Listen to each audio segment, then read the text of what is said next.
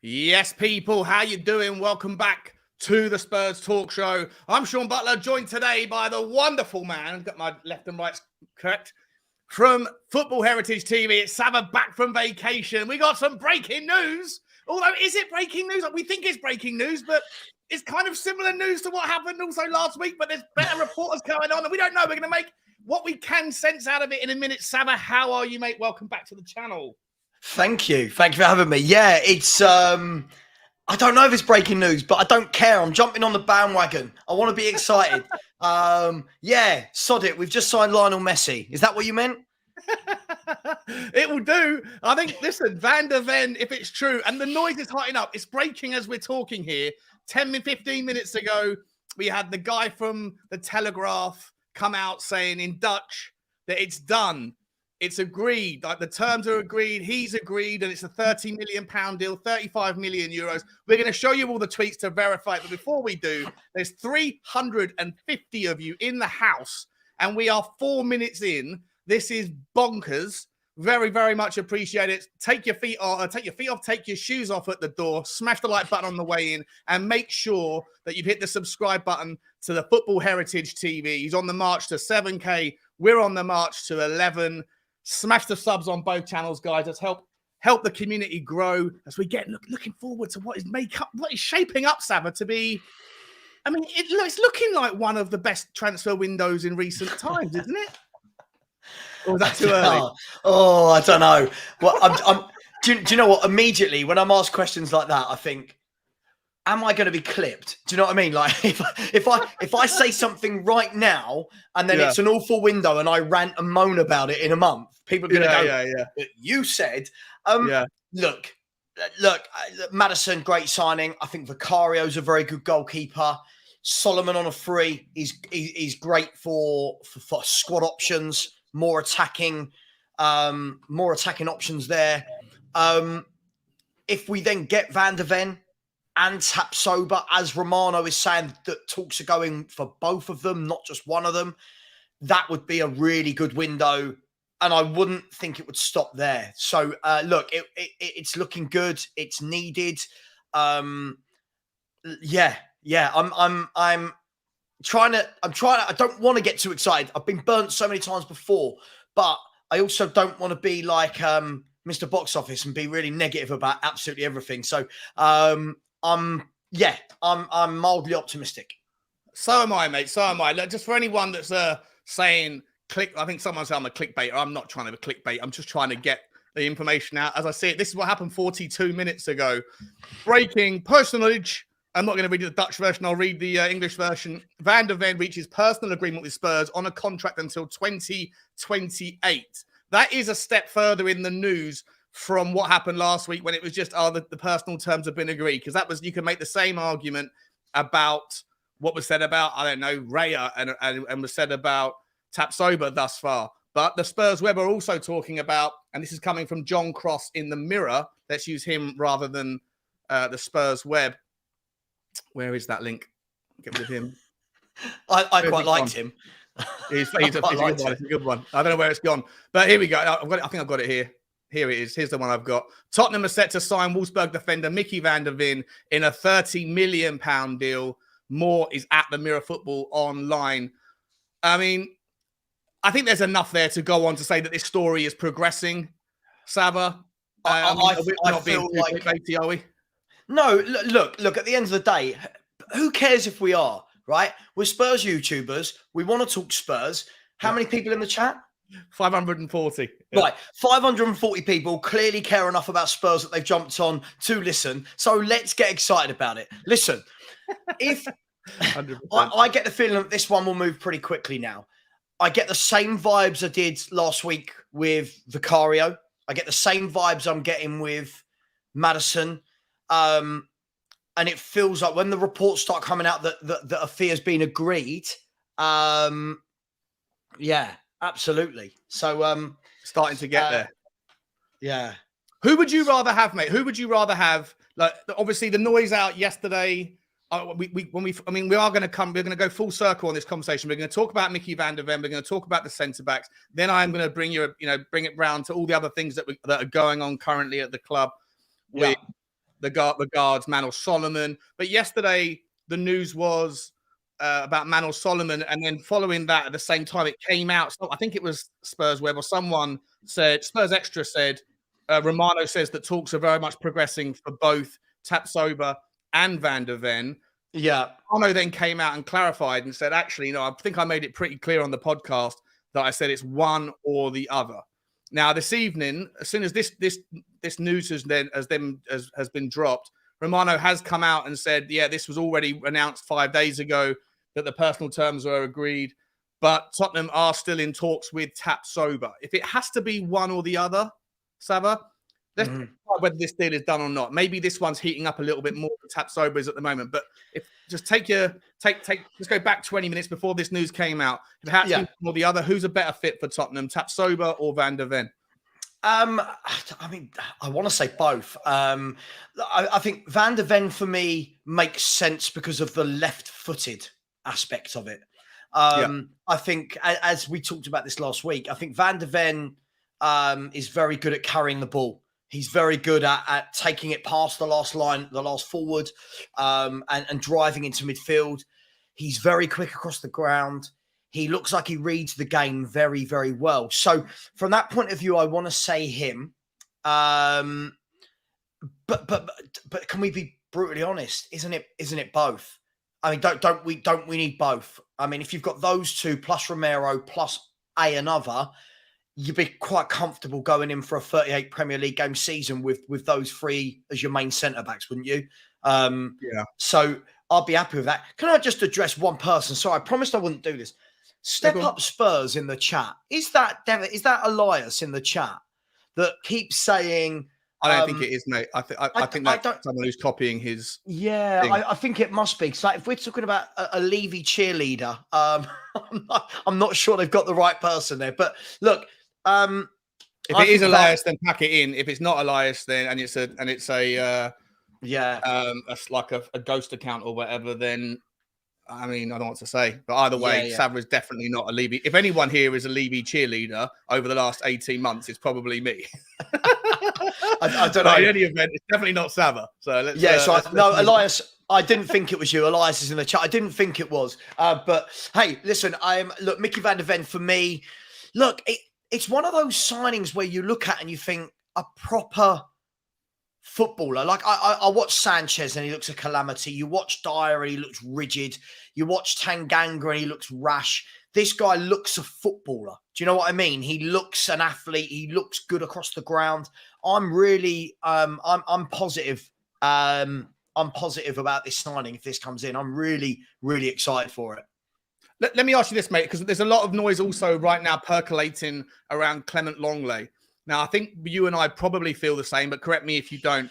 I think Clement Longley suits the Tottenham. That's like 25% of what's important in a centre back that plays a high line, high press the way Postecoglou does, is to have the ability to not only pass the ball with ease and accuracy, but also to break the line and to have the confidence to make the charge. He does that. So that side of the game I've got no problem with. What I don't have where I do have a problem is the 75-80% of his game, which is being a defender.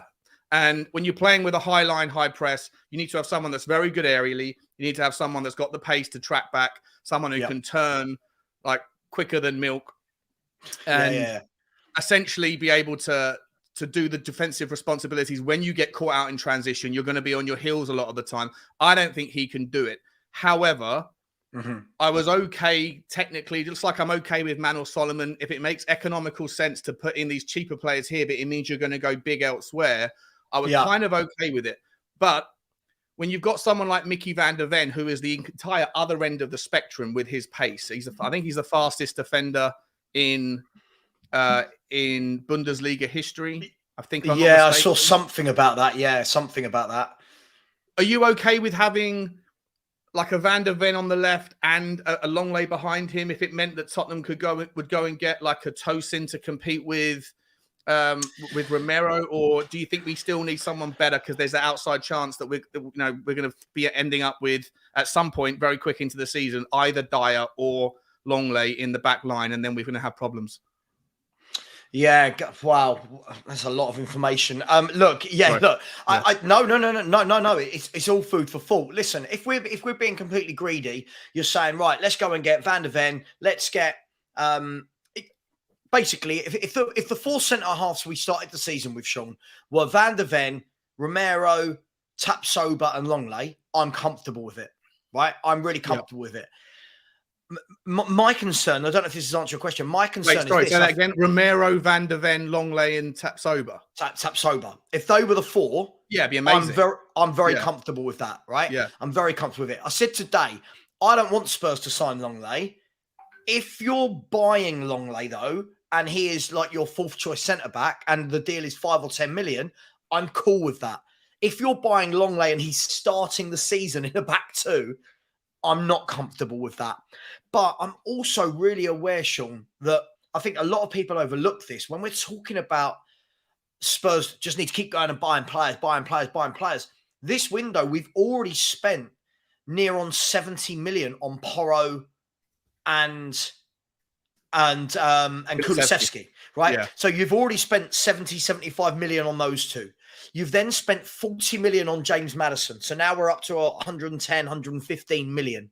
You've spent 17 million on Vicario. So now we're at 125 to 135 million. If you get Micky van de Ven at 35 million euros, which is what, 30 million quid these days, something like that? 30 million quid, yeah. You're now up to 165 million euros. If you then add on 40 plus for Tapsoba, we're now at 200 million pounds. Yeah. Right. So I think when people say things like, "Oh my God," that's all before we've really even attempted to raise too much money on the outgoings. 10 million for Harry Winks is a great start, right? But there's a lot of risk that Tottenham, Daniel Levy doesn't like to usually do it this way, but he likes to usually kind of move players on before he can bring players in. He's tried and struggled in the past to sell players. Like if he's going to go and, to your point, mate, he's going to go and spend maybe 180, 200 million quid this summer, and thus far has only got one player off the books. He's going to have to feel very confident without a director of football or an official director of football that he can get these players out to not just balance the books, but balance the squad as well, right? Yeah, of course. And I mean, I'll tell you where I was going with some of that is some of the hate I've seen for Manor Solomon, etc., as a free, and people are like, "Oh, we want more, we want better, we want to pay." And I think it's important that we find a couple of gems, a couple of freebies, because we've spent a lot already. I think people have, we've got to factor that in. And listen, I'm not going to sit here like an accountant, Sean. I'm not going to sit here and pretend I know the ins and outs of the money. But some people are saying, well, hang on, that money would have been accounted for in the January window, but the money wasn't paid then. So we are starting to pay that. I don't know the breakdown of the payment, but that money will essentially have to go out. Some of it will be going out this window. And so I'm not suggesting that the 200 million I've just mentioned has all gone out in one lump sum. No, of course but not. But it all needs to be paid. So I think we've got to, we've got to realise that if we don't bring in two centre halves at 35 million and 50 million or whatever Tapsoba and Van de Ven are going to cost, then that will be why. We've got to be sensible here. And this is what you and Henry were talking about last week. It can't all be done in one window. It really can't. It can't be done in one window. And lots of people have got to realise that it's going to be really difficult to get rid of these players as well. It's going to be so difficult to get rid of. Who wants to buy Dyer? Who wants to buy Sanchez? Who wants to buy Ndombele on 200 grand a week? Right? I think he's going to be the toughest one to move. I don't think another loan, like you're just kicking the can with him. Listen, I think I'm with you again when I say this. Like, I'm okay with trusting Ange. If Ange feels like the backup to Maddison is going to be Ndombele, I'll get behind it. If Postecoglou runs his eye over the next 2 weeks and says, actually, do you know what? I think I can be the guy who can get blood from the stone. I'll get behind it. Thus far, I know it's only been a couple of weeks, but everything that I've seen under this new sort of transformation, this early stage of this rebuild, has been very exciting. And especially all of Postecoglou's comments, everything about him. I saw that video you did when you were on holiday. I almost got a semi-listening to you talk about what he said. That tan. Maybe it's that tan. If you think that's impressive, Sean, listen to the voice note I send you tonight before you go to bed. Yeah. No, but I think that everything's moving in the right direction. But I completely agree with you that the rebuild is at stage one, and it's not just a squad transformation; it's a tactical transformation. We spoke about this last year a lot, Saba. This idea that when you finally pivot to the correct ethos, the correct philosophy, and hopefully this will be it. Hopefully, whether or not Postecoglou is a long-term success, or whether it doesn't work initially, or whatever will be. But I hope that this is the first of a long line of managers that play with a consistent formation and a consistent philosophy. But the very first cog in that change, that first cog in that wheel, he's inheriting a whole bunch of players. Even the players that he wants to keep won't be familiar with the system. He's inheriting a whole bunch of players that are probably very good on paper but don't fit the system. And you've got certainly Pedro Porro is one that we could talk about. And we don't know whether Destiny Udogie is going to be a natural fullback or a natural wing inside forward. But there's question marks there. So it's a hell of a lot to ask for from Postecoglou to be able to, even with all of these exciting new incomings, to be able to generate enough momentum early doors. Right, there's so much change that's happening that I think Tottenham fans probably still need to have an air of patience and resilience when things go wrong. Right. For sure. Listen, you can't run the club how we've been running the club for that many years and then think that in the space of about 9 weeks that a manager comes in, has some training sessions, and we go, oh my God, we're Barcelona reincarnated. It doesn't happen. It's got to be an eventual a mold. It's got to be a molding of those players. And I think this is the problem. We have hired managers now for years. And this is why when I said I didn't want Conte, and everyone had a go at me. Everyone was having a go at me, right? And no one was actually listening to what I was saying, Sean. My worry was what it does long term. My worry was that you've brought in a manager that plays that negative brand of football, or if you want to call it negative, whatever you want to call it, it's not exciting. We have that manager that plays that brand of football. It's bred into the players. It's drilled into them. It's drummed into their heads for 2 years under this guy. This is how we play. And then when he leaves, now you've got a new manager that comes in with a brand new ethos and has to now drill that into the players. And this was my worry of hiring those types of managers. So for me, I'm giving, I've said this before, I'm giving Postecoglou a free hit this year. Build the team. Yeah, I'm not sitting here and going, oh, you must win a trophy. You must get top 5 to get in Champions League. I'm literally build the team, grow the team. Let's start seeing shoots of what to expect in the future. If we get European football, for me, it's a bonus. I think if you then creep into, I'm not saying we will, but if you then creep into 5th and get Champions League, he's done one hell of a job. So for me, I'm just going to sit back, let this guy do his thing. There's something feels different to me. Yeah. I can't put my finger on it, Sean. New dawn. Something feels really, really different to me about this guy, the way he comes across. And I really am hoping that he does a great job. And all these people talking about, oh, well, he's from Celtic. He's never had a big job in his life. I'm hoping it comes back to bite them in a good way.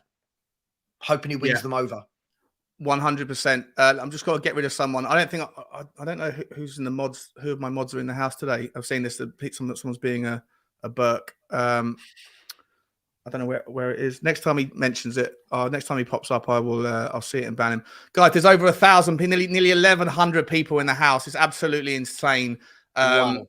Really appreciate you stopping by to hear us waffle on about the exciting transfer window that seems to be shaping up. We will keep you abreast of any updates, any more tweets that come out from anybody else. But please smash the like button for me on the video and smash the subscribe on the Football Heritage TV. The link is in the chat. It should be in the title, and it will certainly be in the description. But I'll put it in the chat as well. 1,000 people could get me to the 7,000. We're just under 6,500. Smash the subscribe, guys. Sean and I are going to be doing a lot of work together. Yeah, exactly. Do it for Stewie. Do it for Stewie. Do it for Stewie. Stewie is just staring at your logo and wondering why it's the other dog's face on there. Yes, yeah. What happened to me, Dad? Yeah. I didn't think a pug face was quite the one. He's literally staring there, going, "I know that dog, but that's not me. What's going on?" All right, yeah, smash that like button, smash the subscribe. There's a couple of super chats I'm going to get to real quick, and then we're gonna start talking a little bit about.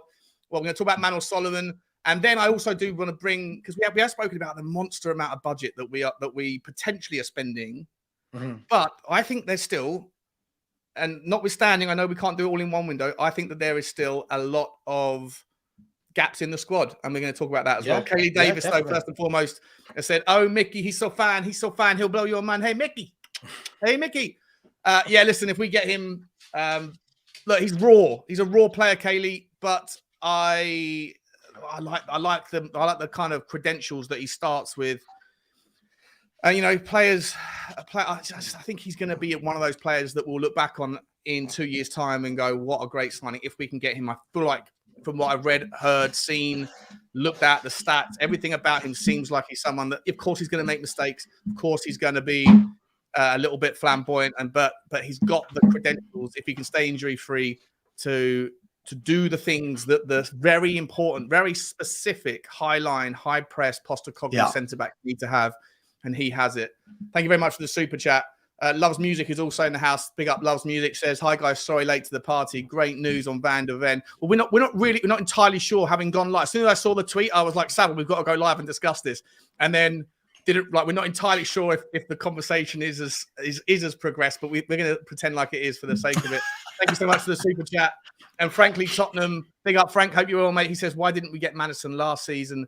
Could have been in the Champions League this season. I mean, I'm guessing last year he would have cost a hell of a lot more than 40 million. Yeah. And I'll be honest, I don't think that's the type of player Antonio Conte wants. If I'm being brutally honest, I don't think that's. And again, another reason why I didn't want him. He had the chance for an Eriksen on a free, Dybala on a free, players like Madison, and he didn't want them. He turned apparently the biggest word in football. Apparently, he turned them all down. I like that. I don't want to give you chills again, Sean, but I like the fact that Postecoglou has turned around to Madison and said, "Listen, whether you join me or not, you're going to see a completely different Spurs under me." And I love that. That's what I want to hear. That's what I want to hear. That's what I hadn't watched his video until I'd seen yours. So I was hearing the words for the first time out of your mouth, and that's why, like I say, I got a little bit of a crush on you, mate, ever since. But listen, thank you, frankly, really appreciate the super chat, my man. Guys, if you do want to, listen, I'm never going to ask for the super chats, but if you guys do want to get your comments read out on screen and stuff, then that's the way to do it, or to guarantee I will pull up as many as I possibly can. Let's talk a little bit about Manor Solomon, mate. Look, that one does look like it's done. Still not holding up the shirt. And apparently there is still chances that there's going to be legal consequences. That is it, Appendix 8 or something of the FIFA transfer rules. The governance allows foreign players for clubs in war-torn countries to leave for free. And Tottenham have taken advantage of it, much to the displeasure of Fulham, much to the displeasure, apparently, of Shakhtar. The Shakhtar CEO said that he was going to sue Tottenham about a month ago if we did what we have now done or are about to do. But yet we're playing them in a friendly in a couple of weeks, Shakhtar Donetsk. So first and foremost, talk me through the deal. Like, before we talk about the player, do you think it's gonna, like, do you see complexities arising there, or do you think it's all gonna be okay in the end? Look, at the end of the day, if they put this rule in place, I mean, somebody's hit the nail on the head and said the legal consequences would then be with FIFA, right, and not with Spurs. Look, at the end of the day, there's many things I'd like to call Daniel Levy. Stupid is not one of them. So I don't think he would be putting this deal through if it's not worth it. For a free transfer, it wouldn't be worth the hassle if it was going to see him in court, have to fight all these charges. I think we'll be fine on that front. The buy itself, I put out a little video yesterday, and it was like, right, everyone, what do you think? What are your thoughts? The negativity, Sean, that came back from it was really... Explain that to me. What were you seeing that? What was the negativity? Like typical Levy signing, or was it like he's not good enough, or what was the negativity?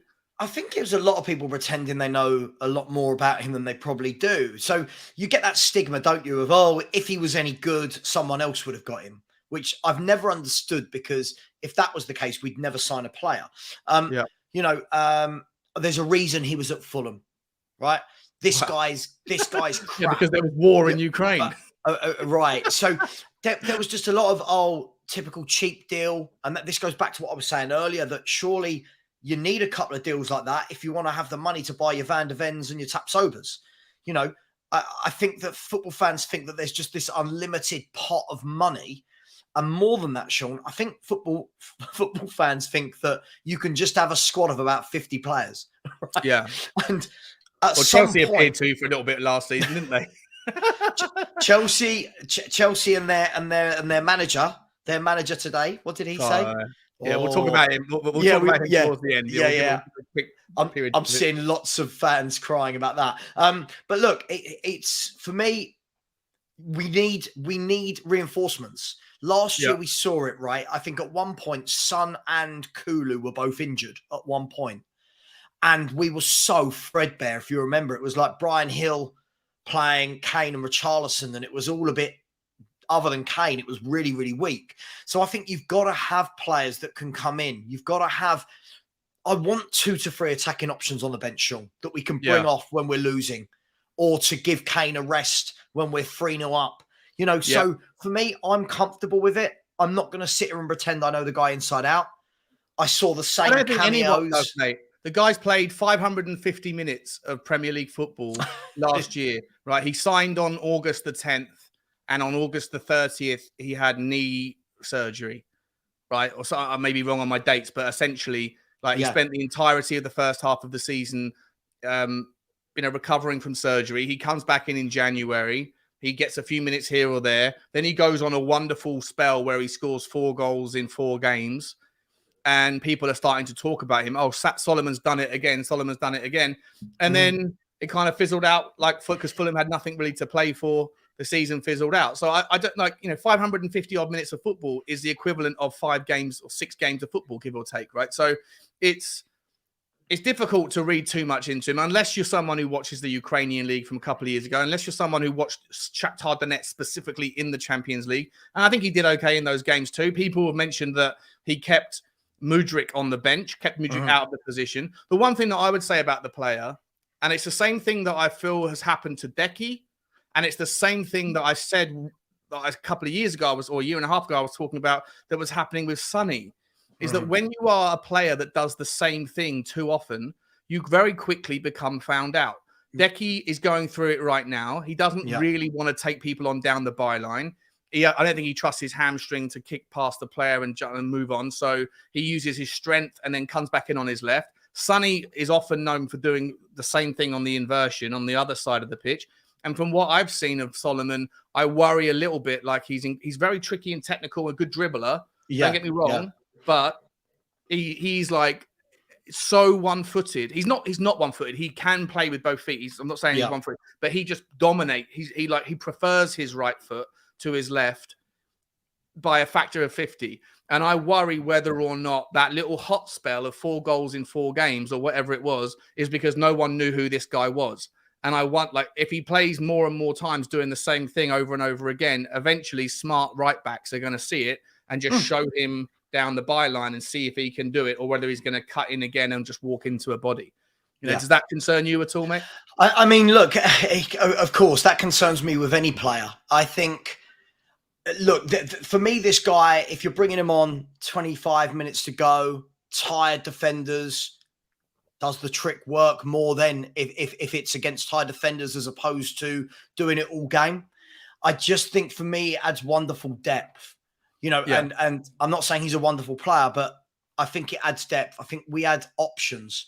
I want to know that if we are drawing or losing a game with 25, 30 minutes to go, that you can say, right, okay, right, Solomon, you now come on. If you buy a Harvey Barnes, you now come on. Another forward, you come on. I like those options, and that's what the bigger clubs have always got. You watch Liverpool. Liverpool can take off their front 3 in a game and put on another front 3 who are just as strong, right? And that is a nightmare for defenders, right? It's a nightmare. Spurs for years have literally had the same. We've got the same. If Son and Kane isn't working in a game, they know we've got nothing to bring on. So look, I've got no issue with it. I see it for what it is. You know, it's not a 50, 60 million pound signing that's coming in to completely change the landscape of the team and how we play. But something that I was talking about on my show earlier, Sean, was Sonny's going to be going to the Asian Cup this year. And if South Korea get far, which they tend to do, then I believe it's something like 7 or 8 games that he'll miss. So wouldn't it be nice to have a left-sided player that comes in and naturally plays that role rather than trying to shoehorn Richarlison there? Wouldn't that be good? 100%, mate. 100%. And it leads me to my next point, which I'm going to bring up in just a second for you. But before we do, guys, there's over 1,200 people in the house. And what I need you guys to do, if you haven't already, is please smash this link. You can see it. It's like, I don't know, a couple of seconds up if you scroll up to Sava's Football Heritage TV. How many subs are you on, Sava? 6,476. Okay, well, we should be out. If there must be people in the 1,200 that haven't subscribed to this channel or to his. So all you got to do is hit the link in the comments. It doesn't take you away from the stream. It just pops up another tab if you're watching from a desktop, and smash the subscribe. Get over to Sava. He is a brilliant content creator, and we're going to be doing a lot of work together this year. So it's important that everyone that follows, or if you don't mind, and if you appreciate what we're doing, then everyone that follows him follows me, and vice versa. Me follows him. So get over there and subscribe, guys. Whilst you're at it, smash the like button. I'm not entirely, 6477. There you go, mate. It says Soul Taker. Well done. So I haven't seen you for ages, Soul Taker. How you doing, mate? I remember used to see you a year and a half ago. Good to see you back. There you go. People are starting to subscribe. I love it. Apart from the guy who's tired of seeing me. What a great comment that is. I ain't subscribing to Sava. I'm tired of seeing the fella. Sorry about that. You can't please all the people all the time, Imagine how my wife feels. Right, guys, let's get Sava. Let's get back into the Spurs stuff. So let me ask you this, right? So I think we both agree that Solomon can play the role, not only for the part if Sonny is away for 7 or 8 games or whatever. That's going to be an important session for him. Do you think that puts to bed the idea of Harvey Barnes, or do you think that there is a need for maybe not on the left-hand side now? I mean, Manor Solomon can play on the inversion. He has played on the right-hand side for Fulham. He certainly has done for Israel. So, like, maybe there's a bit of versatility and utility in there. Clearly, left side is his preferred position. Are Tottenham going to be looking for, at some point, even if not this window, even if it's all too much too soon, but at some point, is there a need for Tottenham to be looking for another wing forward to replace? I mean, let's say if Solomon's replacing Mora, do we need someone to replace Dan Juma, or is Bryan Gil that guy?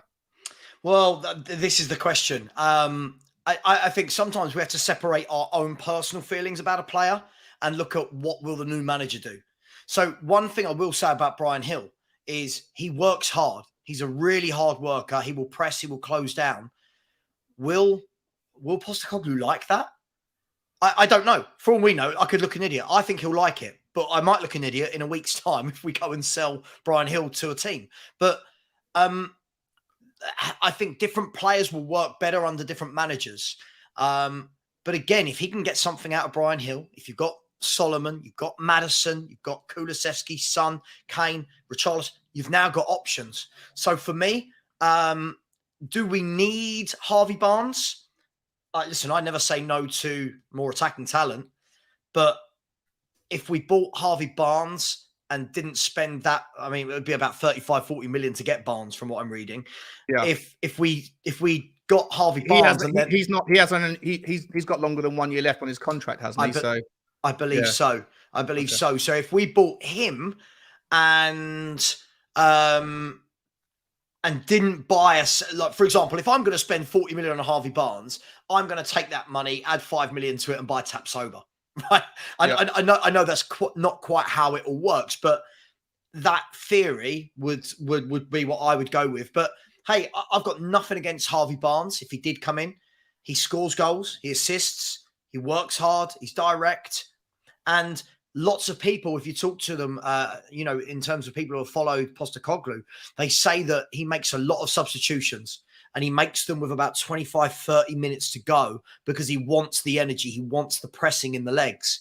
So, hey, I think you're going to see a lot of times this year that Sonny, Kane might come off earlier if Kane's going to be there, for example. But I don't think we will go for him. But, hey, it looks like West Ham's the destination, but we'll see. And with regards Bryan Gil, is there an argument to say if he does stay, could he come in and play the backup to Maddison? You know, Harry Redknapp said Luka Modric came into Tottenham and was a left winger, and Harry said to his coaches, bring him into the 10 or bring him into the kind of advanced 8. And his coaching staff said he's too lightweight, he's not strong enough. And Harry said, I don't care, just do it. And that was the last day he ever played as a left winger on the training ground. And he's been a central midfielder / whatever you want to call him ever since, right? So are you saying that Luka Modric owes his Ballon d'Or to Harry Redknapp? Is that what you're saying? What I am saying, mate, is that in most people's career, in people that get to the very top, it's usually not, and there's usually a not insignificant factor that someone who wasn't as good as he was helping him out along the way on the way up. And I think Harry Redknapp absolutely did influence Luka Modric's career in a major way. Absolutely. And I wonder whether or not Bryan Gil has the same potential in that spot. Look, I think why not? Why not? Look, let's be fair. We're hoping Maddison plays every game, right? You don't bring in a player like James Maddison and rotate him. But if he picks up an injury, in cup games as well, if Maddison needs a rest, what's wrong with giving Bryan Gil a go in that position? I think have you frozen? Can you still talk? Or I think Sean has gone. Everybody, don't worry. I'll just keep talking about Bryan Gil. I think the difficulty that we're going to have the difficulty that we've had with players like Bryan Gil is he's played under negative football managers that won't lean towards his style of play. If he was to come into... No worries.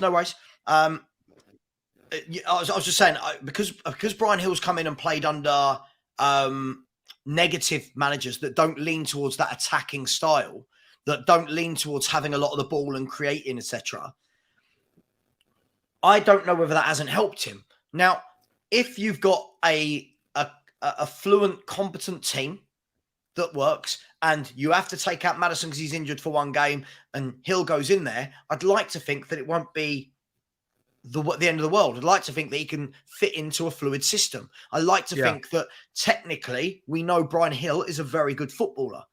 But it comes back to, is he going to be a Postecoglou type player? Well, he's got the workload.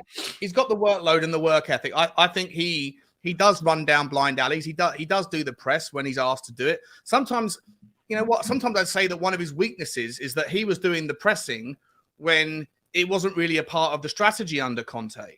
And sometimes when you're just running around chasing down like a dog chasing after balls that are being thrown around, sometimes that can pull other players out of position unnecessarily.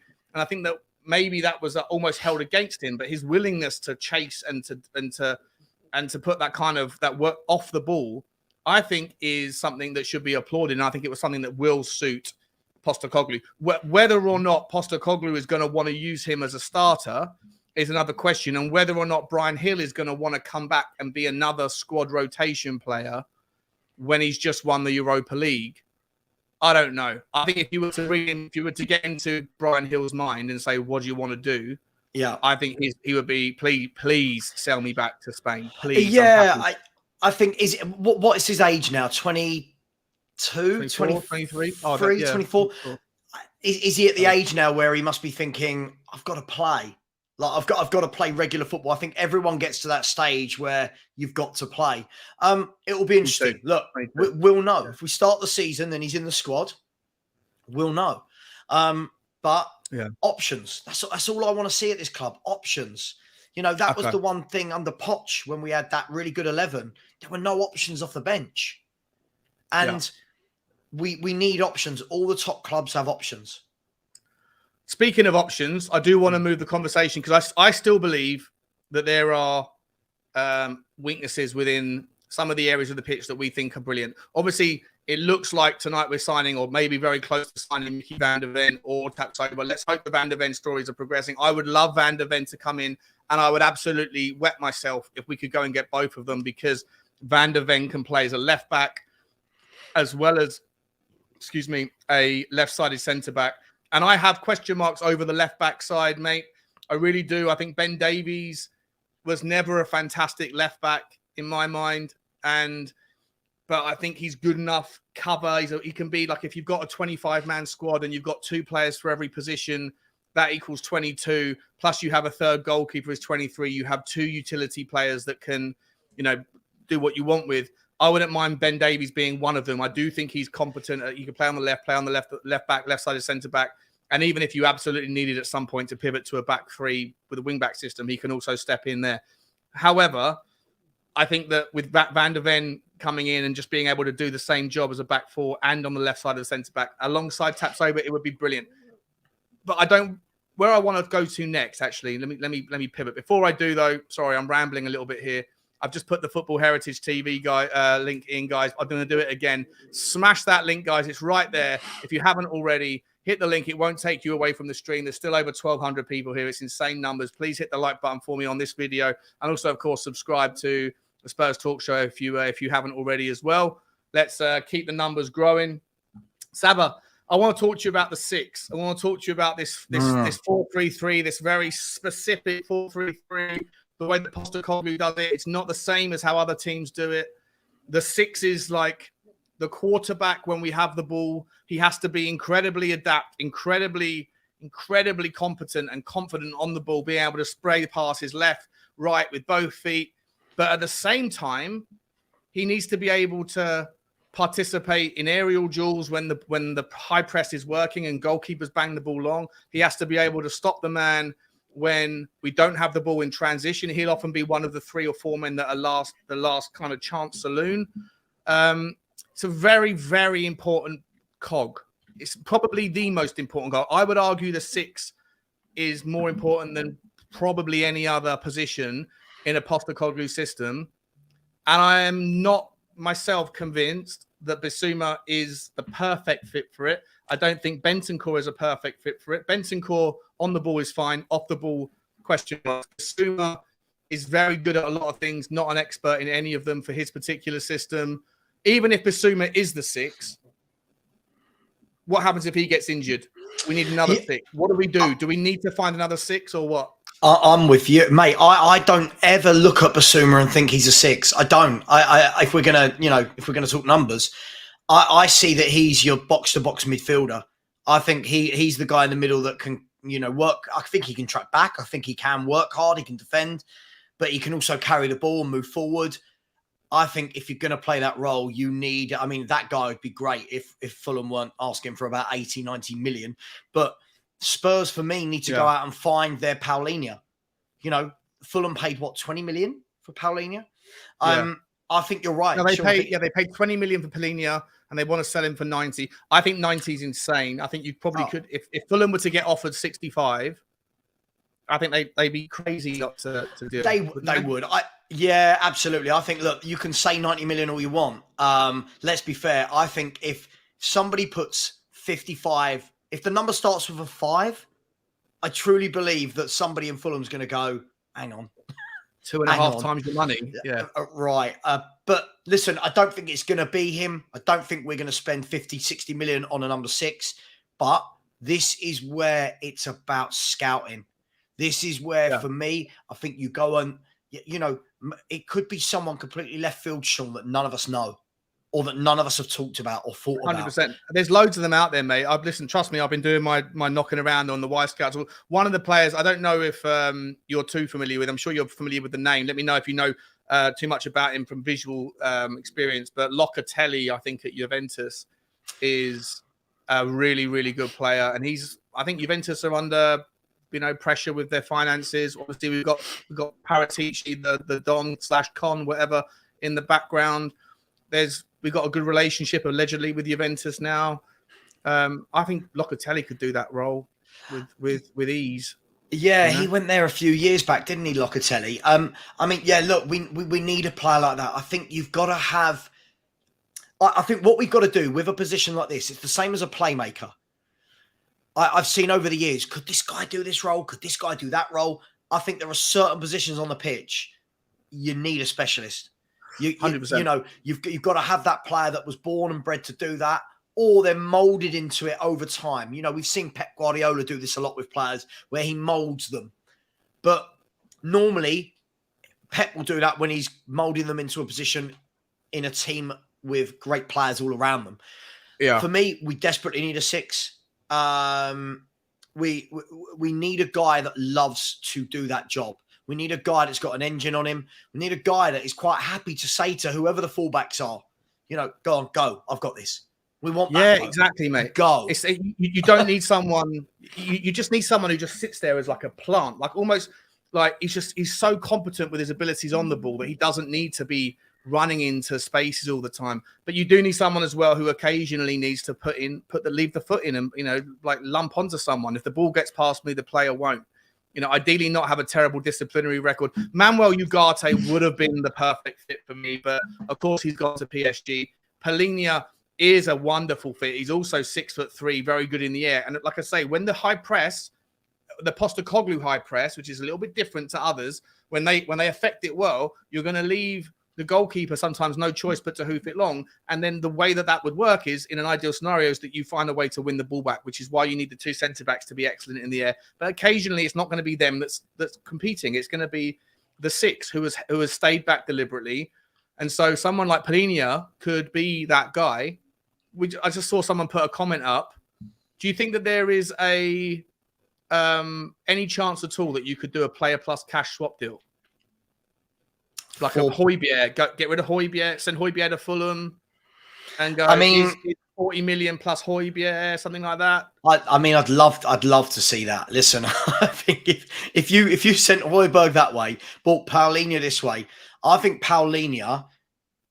I'm going to say it. I think Palhinha gives us 2 extra places in the league. I think that guy loves to tackle. I mean, did you see the tackling last season? He's like 50 or 60 higher than the next person with the most amount of successful tackles. And he didn't have a horrendous disciplinary record. Like Manuel Ugarte tries the same thing in Europe, but Manuel Ugarte gets a yellow card basically every game, or like 1 yellow card or 2 yellow cards every 3 games. Palhinha's disciplinary record wasn't that bad for someone who puts in the amount of tackles that he does. You know?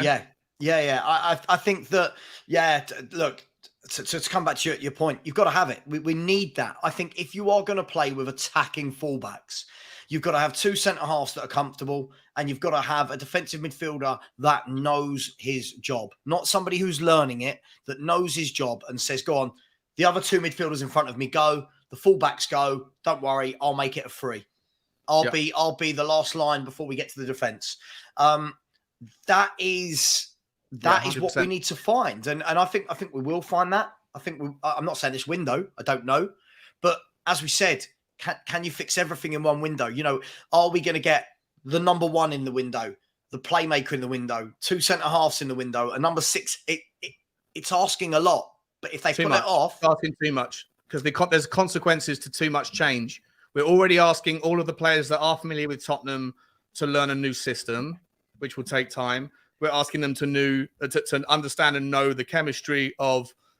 What is there going to be at least 4 or 5 new players? And like Udoji's a new player. We're going to have the centre, maybe 1, maybe 2 centre backs, but let's call it 1 centre back, plus the goalkeeper Vicario, plus Maddison, plus Solomon. You know, there's going to be you could make an argument that in certain games next season, there's going to be 7+ players in the team, 6 or 7+ players in the team that haven't played together for more than 6 months, which is a lot of disruption. Nottingham Forest went through it. They after time, like I say, for me personally, I want every Tottenham fan to prepare themselves for a very shaky, very ropey first 2-3 months of the season. Yeah, I think it's going to be hell of a lot of ups and downs. I think we'll get better and better and better as we go along, but the start's going to be pretty bad. What do you think, Sal? Absolutely, mate. Absolutely. Sorry, because that has gone down the wrong way. Absolutely spot on. I think, you've got to remember as well, as much as we might have 4 or 5 pre-season friendlies, realistically, is the first 11 going to start? How many of those, I would like to think the last pre-season game will be near enough the first 11, but it will be a new look team. It's going to be, first of all, you've got a new goalkeeper. They're all going to have to get to know him. They're all going to have to get to know, what does he do when he gets the ball? How comfortable is he at receiving back passes? How good is he at coming out? But, all of these things. Then if you've got Tapsoba, Van der Ven or whatever, you've got to settle with them. You've got James Maddison. He's got to work it all out. It's going to be a lot of change at Tottenham. Positive, but positive change doesn't mean that it clicks immediately. And my worry is that the first time we hit a bad bit of form is that people are going to go, oh, there you go. See, it's not Celtic. It's not the Scottish League. Get rid of him. So I think there's going to be a lot of upheaval. But also what we've got to do as well, I'm seeing people like, we need centre-half, but every time we sign a player now, people are going, oh, I don't care if it's not a centre-back. And it's like, well, hang on, we need more than just centre-backs, right? This is a whole build. Essentially, This is a build. I don't expect any of the players that were here last year, 2-3 years ago, I don't expect many of them to be here in a year to 18 months. And I include Kane in that. I think Son will be fizzled out. I don't know. I'm not saying this year, but I think Son will eventually, in the next 18 months to 2 years, will fizzle out. I think Kane will, naturally with age. I think the likes of Højbjerg will. On that one, how do you think Sonny's going to fit in the Postecoglou system? Well, I'm interested to see because, look, I think that Son, like you said earlier, I think that Sonny has turned more and more into a one-trick pony. Now, that one trick is an amazing trick. Right? Yeah. When it works, it's an amazing trick that you don't take your eyes off. Other than that, I've always said this about him. I'm not being knee-jerk. I've always said this. I don't think his link-up is that great. I don't think he's a player that's particularly comfortable when we're not in attack or when it's not breakneck speed. So I'm really interested to see what that looks like in a more possession-based style. But yeah. I think on the ball he's going to work really well. I think the inversion, like the inverted wing forwards, inside forwards, whatever you want to call them, I think it will work, and I think it will work for Solomon as well. As long as you're not predictable, and as long as you Doji, I think that Sonny's success this year, much like this season just gone, Sonny's lack of success, I think, was in no small part influenced by the kind of contorted, distorted 3-4-3, or however you want to call it, or 3-4-3 that we did under Conte, where we had no ability to progress the ball down the right. Everything was down the left. And so you had Perisic invading Sonny's space. You even had like Ben Davies or Longley moving into the same area at times. It created an overload. The defense, the opposition were very quick to pick up on that and obviously offer space to our right-hand side. But then you had Emerson that couldn't do it. So I think all of that, those problems that Sonny had last year were a little bit, or not insignificantly, small amount influenced by the shape of the team. And I think the same thing you could make the argument would happen this year, because the fullbacks are going to be asked to get up, and at times they're going to be asked to cut in, and at other times they're going to be asked to be overlapping. And I think that how Sonny does this year on the ball will be in no small part influenced by how well players like Udogie adapt to moving back to a fullback situation. Yeah, I look, absolutely. Listen, I think the Son conversation is an interesting one because, we've literally seen a guy have an amazing season, then have a terrible season. And with the same manager that he had an amazing season with. And it was, is it the formation? Has Perisic hurt him? Injuries. So I'm really interested to see how that works. But you're right. You're going to have a Doji, who is naturally a attack-minded left-sided player. So he naturally flies down that left-hand side. How does that impact Son? Will we see Son maybe go a bit more centrally? There's lots of options. Will we see maybe more of a 2 up front with Maddison floating? All of these different things. It's going to be really interesting to see how it plays out.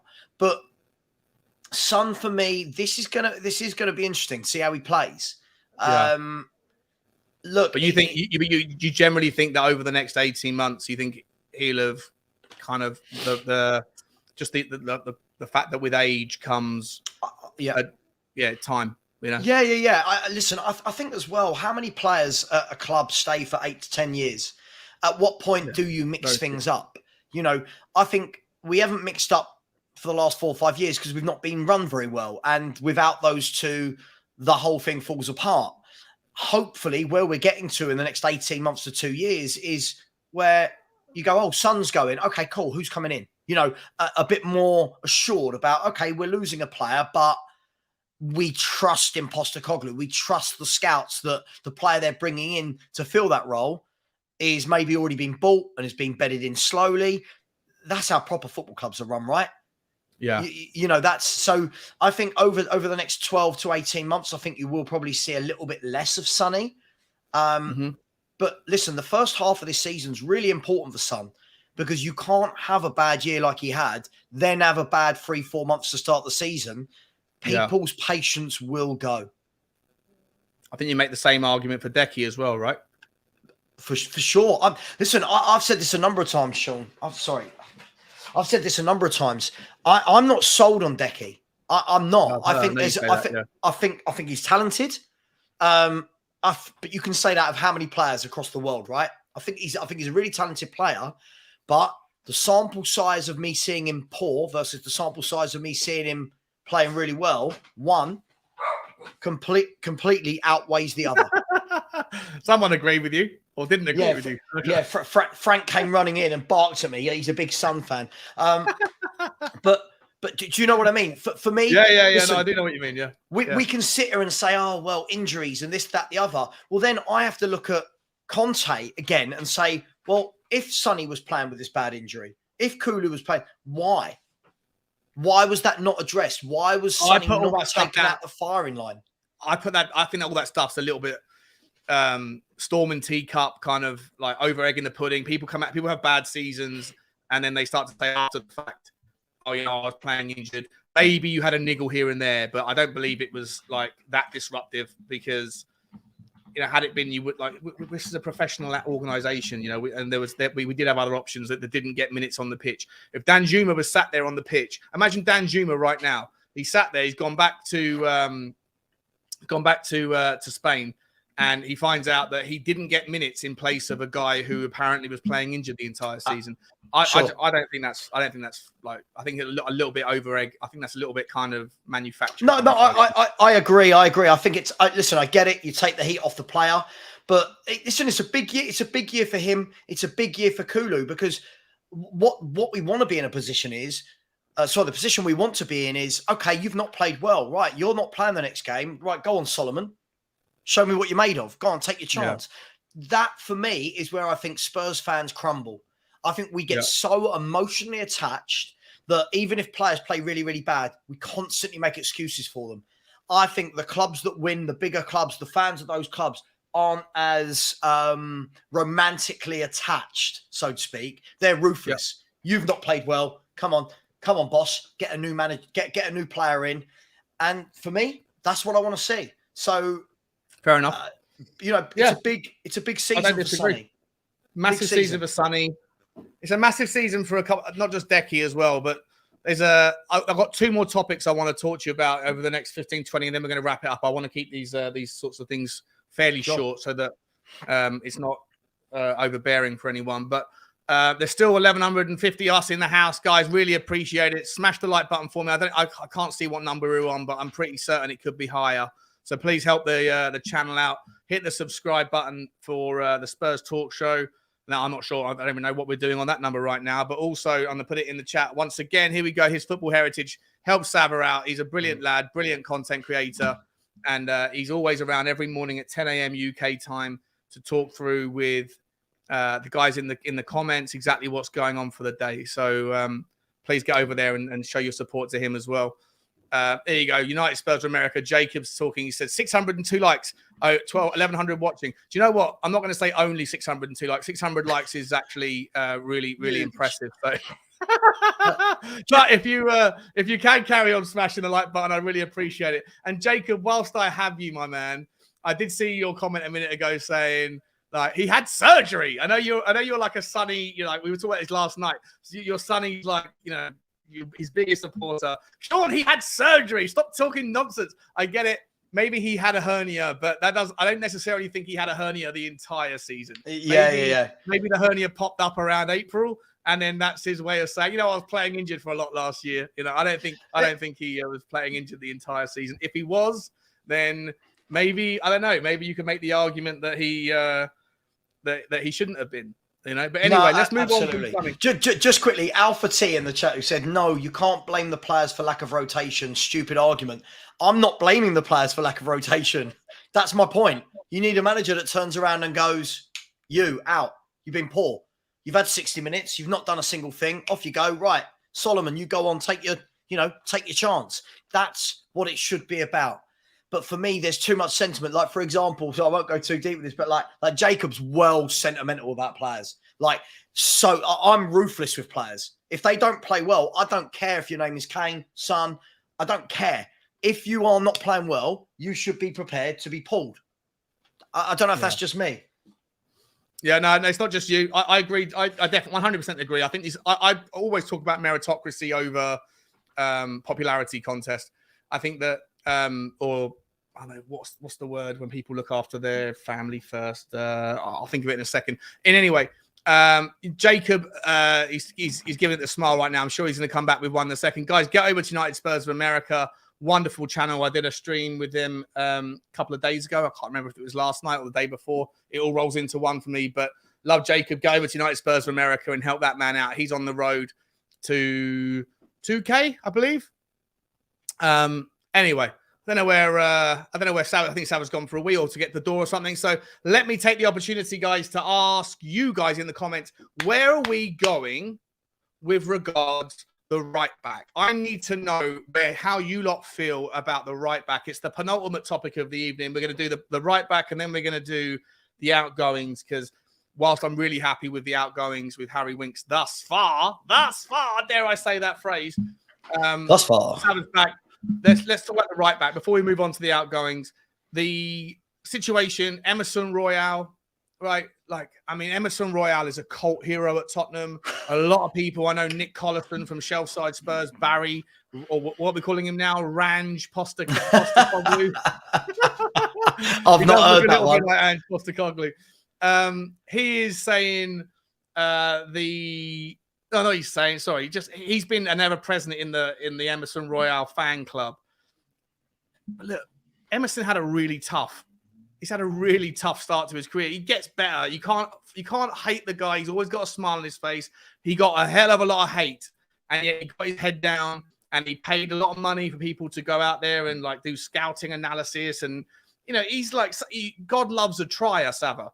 So, but he is our most readily good fit, obvious choice at right back, because he is a defensive-minded fullback that was asked to play in a wing-back system. We know he can't do much on the ball, but off the ball, I think he's one of the best defensive right-backs in the Premier League. I know that might sound crazy, but I think aerially he was second to none. Is Emerson Royale good enough to be our first choice fullback? If you think he's our first choice fullback, if you think that Porro is the guy, walk me through it. How confident are you going to be going into this season with Spence, Porro, and Emerson? Which two of those are the two that get done? I'm not. Listen, I've heard you talk about this quite a lot in terms of, we talk a lot about our centre halves, and I think a lot of people overlook the fullback areas. I'm worried about the fullback areas, but this all ties into having that number 6 again. I think you get away with playing a more attack-minded right back if you've got that proper top number 6. For example, Man United look like Man United have bid today for Amrabat. If you had Amrabat sitting in front of your back 4, you're happy. Look, Emerson, it's really weird, isn't it? We had Emerson Royale, who was used in a wing-back system, which, again, it made no sense to me. You've now got a more attack-minded manager, and Emerson Royale, who is defensively the best right-back, which is so worrying, by the way. But doesn't offer anything going forward. You've then got Porro, who offers a lot going forward, but offers very little from a defensive standpoint. So it's going to be really interesting to see what he does. Could it be that we sign Van der Ven and Tapsoba and we have almost like 3 centre-backs, almost like, I'm not saying like Man City, but almost, where they play the centre-backs mainly, and then one goes, like you've got... Well, Bayern Munich did the same thing, Right. That's like so I think that the Bayern Munich left-back is almost like he plays part of the front five, and I think that might be the case with Udogie or Porro. If you're going to play Porro, you play Ben Davies. If you play Udogie, you play Emerson.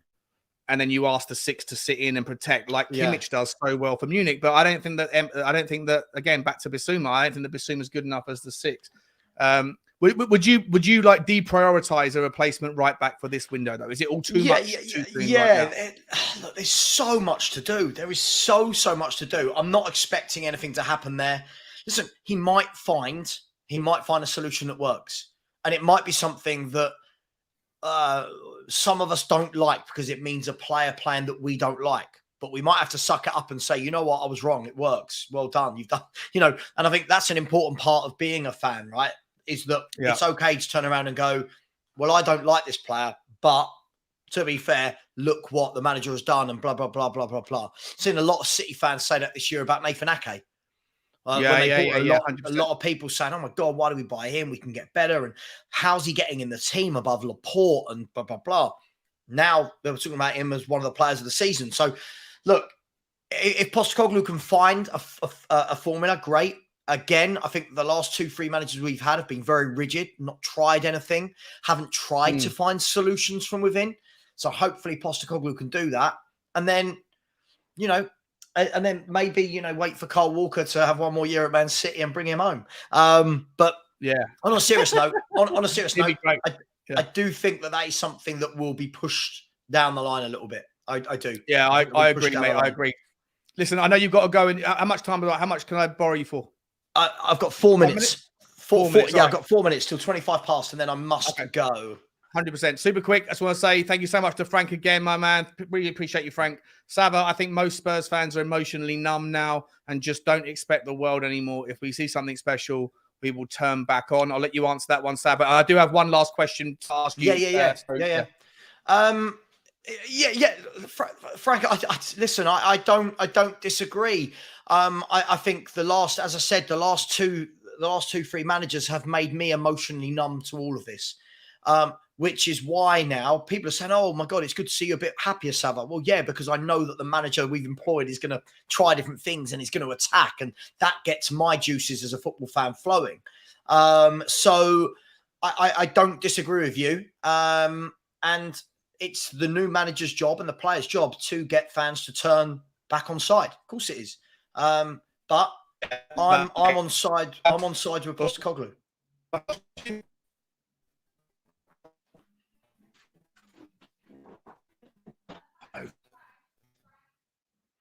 I've completely lost you, Sean. I don't know if everyone else in the chat can hear you. I've completely lost you.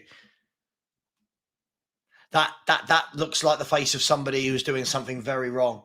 But until Sean comes back, I'll just continue that point that, just because some managers have left us feeling numb doesn't mean a new manager can't change that. So I'm really hoping that Postecoglou does get the juices flowing again. And sorry if it sounds like I hated Conte, but I did. So we are where we are. Sorry, Sav. Am I still with you, mate? Yeah. You're there. Yeah, I've got 2 minutes. So if you've got a question I know you've got for me. 2 minutes. I've got 2 minutes. Super quick question. All I wanted to ask you, I put it up earlier. It was actually from Frank as well. Of the players that are in the second team, I think the first 11 is looking somewhat good right now. In the second 11, we got players like Sarr, we got players like Skip, we got players like Bryan Gil, we got players like Dyer and Sanchez hanging around, Joe Rodon. Let's talk about, I want to go just to that 6 role in case the 6 is too much too soon, too far of a reach. At the start of this season, as it looks in an ideal world, like you've got maybe Bissouma, and then Bentancur and Maddison, right? Mm-hmm. A wonderful 3. No doubt. But until January, we're not going to have Bentancur. So it's going to be, if Højbjerg is no longer around, it will be Sarr, Basuma, Maddison. Is that terrifying to you?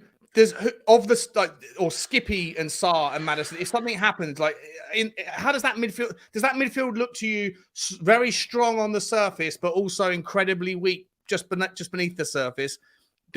How important do you think it is to talk about this midfield situation? Do you think the Skippy can be or Sarr can be the relevant interchange? Listen, I again, Sarr, I don't know, because we've seen, how much have we seen of him in 2 years? Do you know what I mean? I keep hearing wonderful things. People keep telling me he's great. I don't know how they're telling me this because we don't see him play, but I think it's a bit too soon for that. I'm not saying he can't come on this year and be progressed. Skippy, I don't rate one bit. I've never rated him. I don't rate him at all. I think he should go and join Winks at Leicester City in the Championship. That's his level for me. Højbjerg, I don't particularly rate. He can't run. It's too slow. It's lethargic. I don't know if he's going to have the pressing and the energy in the legs. Maybe he'll be a bit better because we're playing once a week. But for me, it is a problem. For me, it's a problem that definitely needs to be looked at. Will it be looked at this window? I don't know. Will we solve the problem from within? Will he give Lo Celso a go? Is Ndombele going to get another chance? Or Alfie Devine, maybe? I mean, for me, my biggest criticism of our midfielders that we've had for the last 4 or 5 years is that they all do the same thing, which is not really a specialist in anything. Do you know what I mean? 100%. Like lots of players. We've got 19 jacks of all trades, but no specialists in anything. 100% agree with you. Bang on. But see, Basuma, I think was, again, the formation last year didn't suit Basuma. Bentancur's a very good player. Are we getting that same player back? Will he look better with a defensive-minded player behind him and Basuma are allowed to go? How's that going to look if we do get a defensive player? Because you've got Maddison, you've got a factor into there as well. So a lot of questions going to be asked about central midfield. But Basuma, Bentancur and Maddison on paper looks the strongest three right now. But Bentancur's not going to be around for the first 4 months, which will be the trickiest 4 months of Postecoglou's entire campaign as a Tottenham manager.